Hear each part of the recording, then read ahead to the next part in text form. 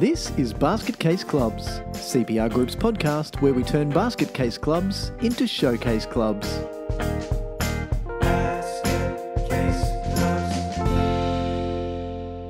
Hello everyone and welcome back to Basket Case Clubs. This is our second in our series of club planning podcasts that we're doing.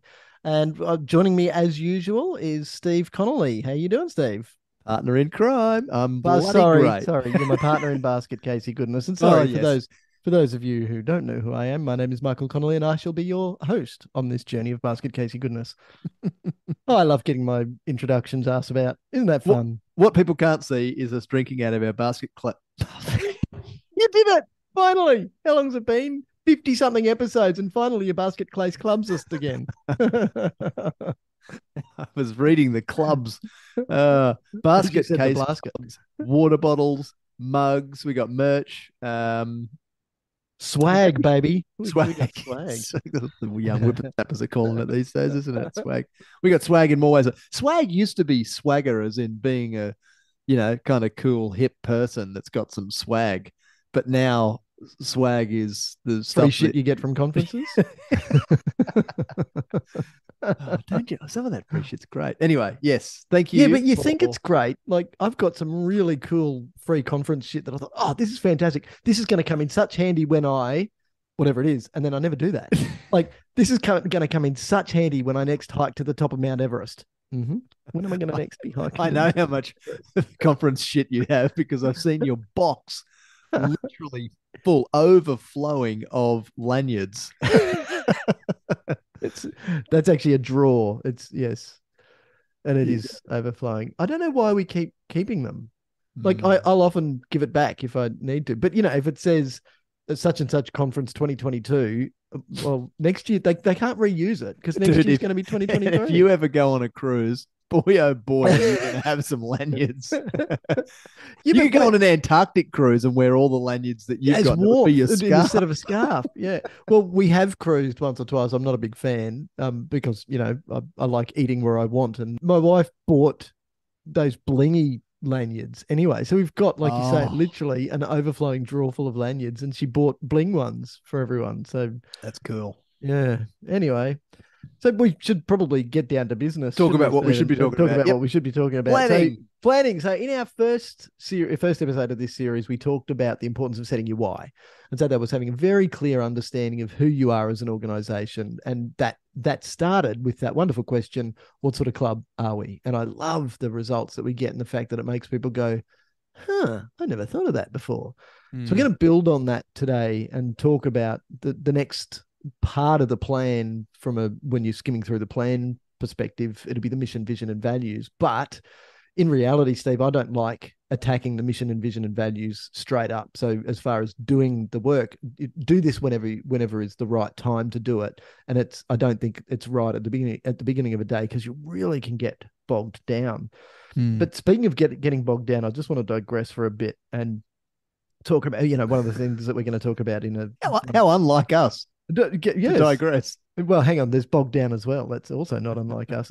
We're going to talk about goal setting, and we have a previous episode where it says to think big and it's okay to set big goals, and we're going to add a bit more context around that and say I love big goals, but it's important to have some steps to say, okay, there's our goal. But for some of those goals to feel real and actually achievable, we've got to have steps in place so you can test those steps are still taking you in the right direction. So the goal might be big, hairy, and audacious, but not be able to happen for 10 years. But we've got to make sure that the steps we take today's the 1st of Feb 2023, and tomorrow's the 2nd of Feb 2023. We've got to make sure that the steps that we're taking now are leading us in the right direction and that there's some visible link. So on that note, I wanted to share with you, well, that I went to the AO with the fam, and it is so much fun. Like, it is really cool, especially at the beginning of the tournament when there's all these big names and they're like, just the tennis that I'm not a fan of tennis because let's call a spade a spade. I'm shit at it. But as far as watching elite athletes at the top of their game, it's really freaking cool. Now, notwithstanding that I came And you're home. close with tennis. The good thing is that even, in the back seats in the stadium, you're Oh still yeah, far closer than most yeah. seats in other sporting stadiums. Yeah, and in the You're right early there. stages, you can be right on Mm, top of that, right on top, especially in the outside courts, where these guys are, they're double digits players in the universe, well, the mm, known universe. So they're very very good tennis players, and it's just so. It's like watching a wonderful artist at work, a wonderful sculptor, a wonderful carpenter, a wonderful mechanic that just is so good at their trade. They're just wizards at what they do. mm. So I wanted to kind of give a bit of a, is that a flex or a brag about that while you were busy working, I was sitting drinking beer in a stadium watching elite Yeah, people that playing didn't tennis? come to mind until you've said that. Yeah. So Good nan point. nan and nan to you. Yeah, Um, you did pick up a little bug when you were down I there, did though. We pick up a should share. little bug that knocked me on my ass for a week and a half. The bug that I was thought I was just COVID immune. Like I thought they gave me the proper injection. They gave everyone else the shit. But no, it turns out that I came down with it. Boy, did I come down hard. Please don't tell my wife anymore. She just laughs at me when I explain how bad the symptoms were. She's, you never gave birth. All right, darling. That is Yeah, actually a good touche. point. So it's something like that is a massive event. It hasn't always been at Melbourne Park, obviously. It was at Kooyong. We've even had it here in Brisbane at Milton for, so I don't even think it was 1 year. So it has been an iterative tournament and an iterative event, but nothing like one of the four majors in the world here: Roland Garros, Flushing Meadows, and Wimbledon. I'm right, it's Flushing Meadows, isn't it? US Open. It's Good all over my question. head. I recognised Wimbledon. Yep, got that Yep. one. Yep. And Roland Garros is the clay courts in Paris. But none of them started as massive events. They all started by people setting some big goals and say, Mm. well, maybe we could do that one time. So it's important to have that long runway in mind for some of those sorts of things.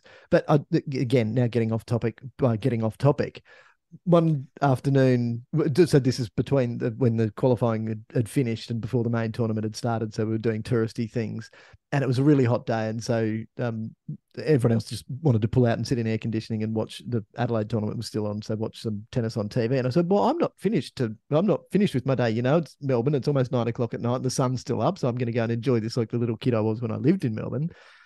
And I went wandering and came across a street called Church Street. Now, the church on this street was Gothic. It was stunning. It was an absolutely beautiful church. Saint, I could go and look at my photos, and I haven't told you this story because it's kind of funny. And regardless of when it was built, it would have been expensive to build. A lot of time and effort went into the designing, and then so some of the people who built that church, some of the stonemasons who started work on that church would have been dead before it was finished. That's the Right. size and complexity and architectural beauty of this church, and it's a place of worship. Now, what was funny about, how many roads in the world are called Station Road, because that's where the train station is, or Hall Street, because that's where the hall is. So that's why it was called Church Street. But most times when you have a station road, there's one station on it. Most times when you have a Hall Street, there's one hall on it. Seriously, I stood on the intersection looking at this beautiful church, spun around 180 degrees, and there's another church there. So is that Church Street West? And I couldn't help but get cynical. So I'm thinking, hang on a minute. Now, they were both the same denomination. That was going to be my next question. Have we got warring factions on the opposite sides of an intersection? And so the first one, Saint something's in Collingwood. I think it's St. John's, Patrick, Paul, one of those important one of those ones. saints. Yeah. Catholic. But then over the road was another Catholic church, but it was kind of a sub-denomination of Catholic, and I think it might have been Croatian. So that's for the Catholics, but this is for the Croatian Catholics. And I'm on my own. Lucky I'm on my own, because I'm standing out the front of churches laughing at churches, and there being two churches. Like, I'm not that good a spitter, Steve, but I could probably spit from one church to the other church. Maybe a watermelon seed. Like, come on, what's going on? And anyway, look, I couldn't help but say to myself, So you know that episode that we did about amalgamations and people Yep. and how we talk when we talk about the reluctance to amalgamate clubs when it's obviously the right thing to do because people are protecting their patch or protecting their little thing on the wall, their trophy cabinet or their honor board that's on the wall, protecting that. But also, it might be the right thing to do to have. And in Melbourne, we have a lot of football and netball clubs. So it's the one club. Mm-hmm. But in the old days, it was when we had very a gender divide. So Yes. the brothers played football, the girls played netball. Now, Yep. thankfully, we've got both. We've got crossovers going both ways, which is great. But it still means that those are still good clubs, and now they've just doubled their market in both of their product offerings. So fantastic. But that's a good idea. But why do we have in the one shared facility? Why do we have a football club that's separate from the AFL club, that's separate from the cricket club, that's separate from the rugby club, that's separate from the croquet club? Okay, we all have a common offering here. It's sport. We have different subsets of those sports, but why do we have 5 sets of audited accounts? Why do we have 5 sets of treasurers managing those accounts and the budgeting? Why do we have 5 sets of leases sometimes with the councils? And look, it or complicated leasing. Exactly what came to mind. I knew you were going down the path of analogy as you mentioned the second church there, and the similarities between that situation and a lot of organisations and facilities with which we work and at which we work, and it's a pretty prominent facility. So I'm not even going to mention the sport, but it's a facility in southeast Queensland that was used for the Commonwealth Games, and we have really 2 tenants at this facility, one of which is a facility management entity, and then there's a club. There's been a long history of the previous sport management entity and this club having shared use of this facility, and then the facility was turned into something spectacular for the Commonwealth Games, and some of that legacy of silly co-use arrangements has carried on, and now, 5 years after the Commonwealth Games, we're getting involved to try and sort some of that stuff out. And it happens so often because of that parochialism that you mentioned. And there's 2 bars at this facility, and there's very little interaction of the club that runs its bar having members go and drink at the other bar because that's not our bar. But even having 2 different liquor licenses on the same site is really, when you break it down, it's absurd. And when we ask the questions, as we are through this process, if you had your time again, would you set it up like this? A lot of people are saying, no. Of course we bloody wouldn't. It's efficient. So until you said 5 years ago, Steve, I was going to say, and nobody knows whether he's talking about the 2018 Com Games or the 1982 Com Games. We'll leave that to your imagination. But no, you bollocksed it. So it was just fascinating for me to go, and it was kind of I like getting slapped in the face, Steve, because although I like to pretend I'm not, there is an element of ego in my work, and so I like to be right all the time, or at least think I do think I'm right all the time. But then I come home and remember that I'm married and told in no uncertain terms, I'm not right. You might have thought you are. So I love moments like that where I go, oh, actually, there's another way to think about this. So yeah, we hang shit on sport doing those things inefficiently, and I stand by still thinking that we should be looking for efficiencies. We should be looking for a right or better way to do things where it makes sense. But there's a long history of us. Oh, I just figured it out, Steve. It's because we're people. We're creatures of emotion, not creatures of logic. Anyway, that's why. So, little digression.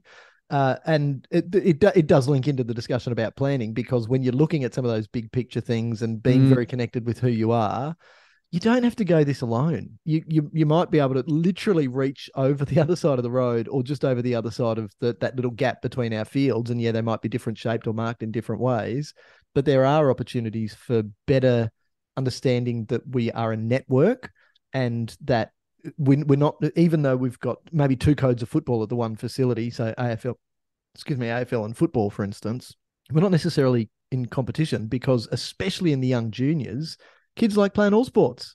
And in the same years, they're going to have a crack at playing lots of sports. The other thing that is an interesting takeaway from this discussion that we've just had is, when you are doing your planning in your organization, throw everything against the wall. Don't tell yourselves, and you raise sacred cows. That's right. You raise the roadblock thinking phrases that we often hear through planning and training projects with our clients. And, one of them is we do it like this because that's how we've always done it. Yep. Don't allow yourselves to overlook any opportunity for doing things differently and better through the planning process. The planning process is a great excuse to challenge the shit that you've been doing for a long time. Yep. And you might decide that you're going to carry on doing that particular thing exactly the same way, but you've made a strategic decision. And we know why. That's right. And we can then defend it to new people who are, and and everyone should ask that. Based on the information that you've got right now, that it's the best way to be doing that particular thing for your organization. But don't just let it sit in there, like you say, as a sacred cow. Good. Yeah. But before you go and spend what would be in today's dollars, millions and millions of dollars rebuilding something that already exists over the road.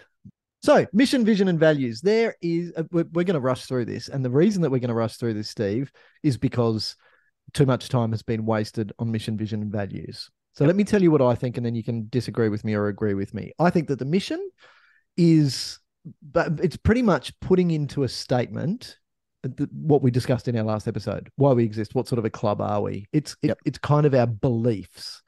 It's, what sort of club are we? Why do we exist?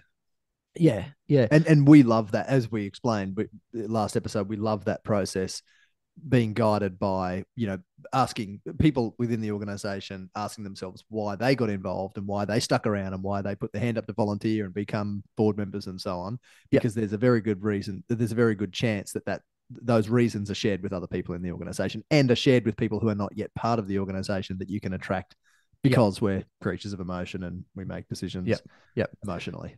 So the reason that I don't want to dwell on this too much is because the dwelling that happens on mission statements often has two effects. Firstly, it dilutes the original mission statement. So when you come up with something that might be even a little risque, just go with it. It's okay. And get it so that you're not, cursing, but don't squeeze the life out of it by trying to make it all things to all people. You know who you are. You've been through the exercise that we talked about last time. Then let's get a statement that captures that and captures the fun and essence of what it means. Yep. And the second part to it is that if you spend too much time on it, the reason that you suck the life out of it is because all you're doing is spending time wordsmithing it. So too many times, now this is literally going back 20 or more years, sitting in a room, just literally falling off my chair from just absurd tiredness, going, what the hell? People arguing sometimes with themselves to say, look, no, Michael, I think that we're probably better off having it say to foster and enhance rather than enhance and foster, because look, I just think that fostering has that primacy about it. And so if we're fostering and enhancing, we're really connecting with and I don't know what they said after that. It could have been feng shui, it could have been chi, God knows. But whether it's foster and enhance or enhance and foster, just move on. Yep. And that doesn't matter. Yes, exactly. What do you mean? Yeah. So that's the belief statement. And look, I don't want to get into giving examples. Maybe we'll come back one day and do an example of what we go and do some research and come up with a list of 10 good mission statements each. We might struggle to do that, but we probably wouldn't struggle to come up with 10 basket casey bloody mission statements each. Right. Quick Google search will help. Quick Google, yes. Shit mission statements. Okay, let's then get into vision. Vision is probably a bit simpler because there's a bit of creativity and a lot of heart and soul in the mission statement, because it should be who you are and capture in a nice statement. It doesn't need to be too short, and if somebody says it needs to be one sentence, just, you know what, do what you like. So long as it is you and it explains who you are, a mission statement can grow. And indeed, Stephen Covey in the 7 Habits went into a lot of detail about mission statements and having a personal mission statement and a family mission statement and a mission statement for the business, but then a mission statement for our subgroup within that business, and then a mission statement for our team. So you can, but all the way, it should be simple, and it should be the sort of thing that people can actually buy into emotionally, not logically. So it's not a logical one. The vision statement, on the other hand, can be, because I like to think of a vision statement as what this club is going to look like in the future. That's what's called a vision. Look, because we're going to be able to see it look like that. So one of the best ways one of the best questions that I ask in trying to come up with something that is a vision statement is, this connects vision to mission a little bit. What do you want it to look like and to feel like to be part of this club in, say, 5 or 10 years' time. So it connects the emotion in there as well, but it's literally that the vision is what it looks like. And that does get people thinking, in my experience, the feelings, because they're the sorts of words that are more likely, as soon as they come to people's minds, emotive and engaging emotionally. So how does it feel? It's warm, it's happy, it's friendly, it's welcoming, and you can operationalize that then. Yes. If it's warm and welcoming and friendly, I know what that feels like, and then I know what it looks like, and then I can operationalize it. So that when then I go and talk to people. So how was it when you first joined it? Oh, I wasn't really welcome. I didn't know where to go. And a few people just walked straight past me and they could see that I didn't know where I was going, but they didn't make me feel welcome. And it was only the third time when I met such and such a person who's hopefully in a role like volunteer coordinator who cottoned onto the fact that I was uncomfortable and said, you look like you don't know what's going on. Can I take you and show you around? Oh, yes, please. And to have a smile on their face. Yeah. So yeah, that's what I like about that. And then we get into values. So values. What everyone else can't see is your smirk as you say values. You can't hear a smirk. Well, I got another digression coming for you, Steve. What happens when we get to values is this is where our inner management consultant wanker comes out. I would like to read to you, Steve, a values statement set from a company, and I want you to pick this company. So this is a legitimate set company, of values value from statement. a company. Okay. Yep. Now, can we have a hint? Is it a large multinational? I will give you 100% correct if you can even tell me what this company does. Okay. 4 points. Creating a culture of warmth and belonging where everyone is welcome.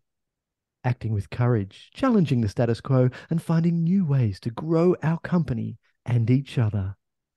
Being present, connecting with transparency, dignity, and respect. Delivering our very best in all we do, holding ourselves accountable for results. Are we talking pharmaceutical?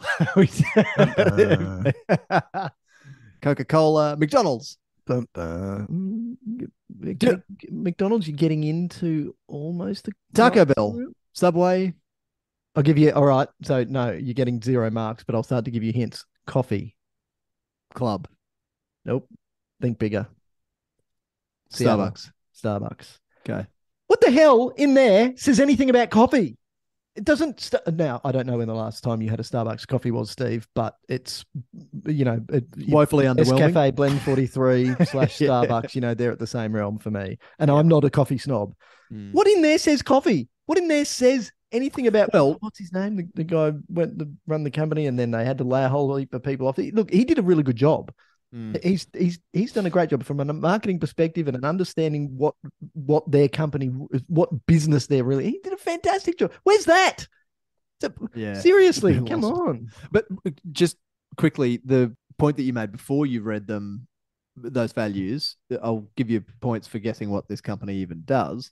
Should values give us an indication of what type of organization it is or why they exist, what they do? Or is that taken care of by the why statement or mission and our vision? And is it okay for values to, hold on, just firstly to share my thoughts. If that's your value set, you're probably better off not having any because that doesn't, quite separate from not telling us that they do coffee, that doesn't tell us anything about that organization and what it's really like to work. I mean, yeah.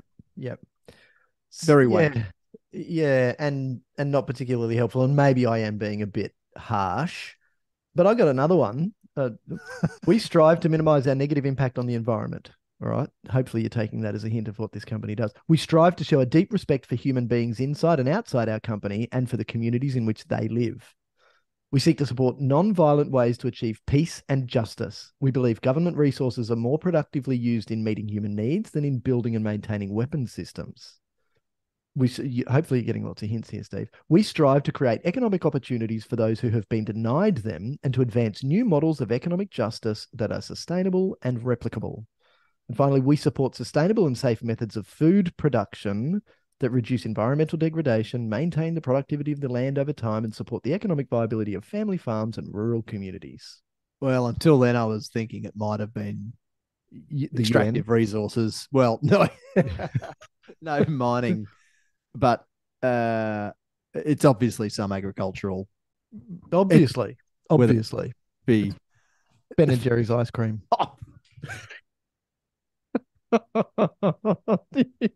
My turn to tell a visual story. What our listeners can't see is Steve bent over his desk, literally with head in liquid hands. coming out both eyes, nose, and mouth. Agriculture. So I Far reckon, out. in answer to your question, Steve, there should be some connection that says there's a direct connection with the fact that we're talking about sport here, and that we're not weapon systems. Seriously, My God, that is just have you had their choc chip cookie dough ice cream? yes. Okay, so Did I think about weapon systems and government investment therein? No. my sugar receptors were firing every single mouthful, and when you do it with a spoon and you can actually dig out the chunks of cookie dough, and they for some But reason it's so don't salty too. freeze. It's the sugar's one thing, but the salt you finish a spoonful, and all of a sudden you need to drink a liter of water. Yes, yes. Anyway, Oh, all right. fascinating stuff. Fascinating stuff. So let's take it to now a defunct value set, which was Ride, and that was from BMX Queensland, and we had a great interview with Janita. So look, while I think that it's a Ride, it was respect, integrity, something, and something else. So it was an acronym. What's funny is that I remembered the first two as well and can't It remember wasn't D or E. diversity and equity. So already it would be a bit late. A bit. Well, what are we dealing with here? Anyway, so I also think that if we have to put integrity and honesty down as our values, how the hell have we been operating until we wrote this shit down? Like, seriously, guys, don't write transparency. Don't write accountability. Don't write respect. Because when you do, all you're doing is just saying words that every other company has tried, and there's no life in those. But besides, they are not values. They are principles. So everyone should act with those principles. Yeah. It's like your duty of care. You don't walk down the street. Remember that episode of The Simpsons where Bart's doing this with his arms? Yes. Lisa's doing this with his arms. Well, I'm just going to swing my arms If like you this. And if get you in get in my the way, way, I'm going to hit you. Well, I'm going to do this with my legs. And if you get in the way and I kick you, it's your fault. Like, seriously. Lisa, stop getting in the way of your brother's peas. Two wrongs make a right, Lisa. Are we going to have to pay royalties if I make a Homer Simpson voice? Hey, did you know that the character, just because this is completely on topic talking about sports club strategic plans, did you know that the character of Mona Simpson was named after Steve Jobs' sister, whose name is Mona Simpson? And because her husband, I only learned this the other day, her husband was a lawyer, like to practice in corporate law, and then went into a completely different gear of career and became a comedy writer for TV shows and was working on The Simpsons. And because that was his wife. So named Mona. Homer's mum, Mona. How cool is that? Wow. Sorry, off topic. So respect is not a value. It's a principle by which everyone of good character should live by those principles anyway. So if you want to put those things down, fine. But I've got an idea for you. Let's take a word respect. Let's now explain what that means. So if we are going to have respect as a value, give me a statement of what that means, because this adds value. So I just scribbled some of these down before we started, Steve. We treat all players, coaches, officials, and opponents with dignity and fairness. That's what respect means. I could add to that administrator. Now that I think about it, I could add more to that. It says what it means. Another one is teamwork. Is what I was just scribbling down because I've seen you don't like to try and spell camaraderie. CAMERA. Yeah. Teamwork. So we work together as a team, putting the success of the group above individual achievements. That's what that means. Let's give it some context. If we want inclusiveness, we welcome players of all backgrounds, abilities, and beliefs, and promote a positive and supportive environment. I could probably wordsmith that up a little better. So, and I literally just took some that I Googled to find some sports clubs, and you've got to be careful. Added what it means to us. How do we live it? Yeah, and you need to be careful in listing examples. So, what did you say? People of all backgrounds, beliefs, and abilities, or something. Yeah, yeah. And the reason that I suggest organizations be careful in listing examples like that is that they can become exclusive. You might Don't leave go. something out, Yep. genders, marital status, whatever. Yep. But So, you've got to be careful not to be too general, because a yep. lot of those things that you read off earlier, other than investment in weapon systems. All right, here's another one. Honesty. Yeah, okay. You should not tell lies. You should act in good faith in all of your dealings. But let's put some framework around it. We uphold the highest standards of honesty and integrity in all of our dealings. We deal in good faith with all of our stakeholders, and then list the stakeholders out. And this is just literally me scribbling ideas down, but there's so much more in that. And the final one I scribbled down was communication, because communication is often cited as the biggest problem within clubs, but I don't genuinely believe that. I believe that there's always an underlying reason why people aren't communicating, aren't asking, or aren't listening. We value open and effective communication among all members of the club, including, and then we can rattle them off.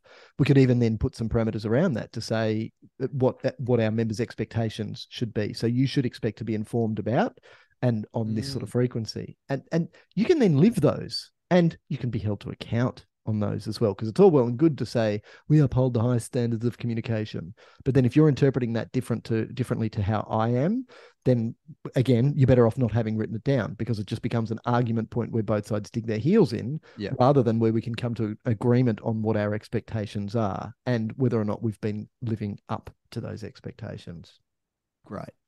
Yeah, what I'm taking away from everything that you've said is, we have a bit of an adage here on this podcast of Basket Case Clubs. You see, I got it right that time. Yes. Don't be a dick.